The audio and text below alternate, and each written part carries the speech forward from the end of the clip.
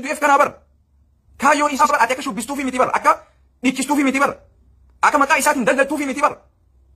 Akka maqaa isaatiin beekamtii argattuufi miti bara kaayyoon isaa.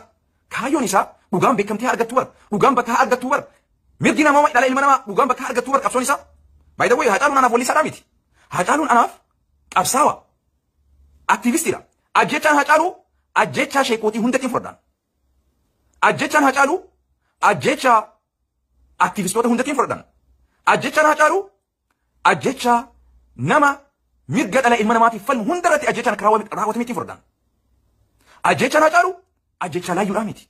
Ajjechaa nama tokkooti miti. Ajjechaa nama miliyoona 50 oliiti yoo si gale. Ajjechaa uummata Oromoo miliyoona 50 oliiti. Dhiiga isaa gumaa isaa kafaluu dadhabdee gaddeebitee shaamaa qabsiifattee booyuun no. This is not kanaa miti kan inni isaa malu. Kan Haacaaluudhaan malu kanaa miti adeero. Haacaaluudhaan gaddeebinee shaamaa qabsiisnee booyuudhaa miti. Gumaa isaa kafaluudha. Gumaa isaa baasuudha. Gumaa isaa bilisummaa Oromoo fi Oromiyaatii fi Horn of Africa guutuu Afrikaa sabaa sablammootaati. Kanarratti xiyyeeffadhu. Ni dhufa guyyaan isa yaadannee galata isaa dubbannu. Ni dhufa guyyaan. But it is too early right now. Amma hedduudha ariifattan. Waan ariifachuu qabnu irratti xiyyeeffadha. Waan ariifachuu qabnu irratti xiyyeeffadha. Hayyuun kee hiraa jira. Hayyuun kee hiraa jira. Beekaan kee ajjeefamaa jira. Qabeenya keetiisii fi alaamanni kee saamamaa jira. Kanarratti xiyyeeffadhu. Qabsootti gaddeebi. Mooraa qabsoo keessatti gaddeebi. Mooraa qabsoo keessaa bahaa jirtan.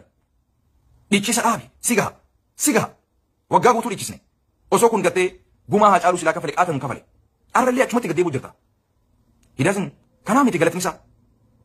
Galatni isaa buqqaa'oota dangarraa buqqaan beelaan jiran qorqorroo keessa galan alaamanatti godhuudha. Oromoo fi Oromiyaan iftehee mataa ol qabatee biyya isaa keessatti jiraatudha.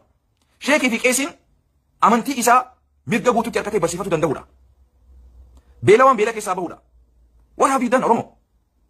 Mee buqqaa'oota Oromoo kan dangarraa buqqaaniif dagatamanii jiran maal godhaa jirtan? Haacaaluun osoo qabsoo keessa jiru isaan qabeenya isaatiin isaan to'ataa ture.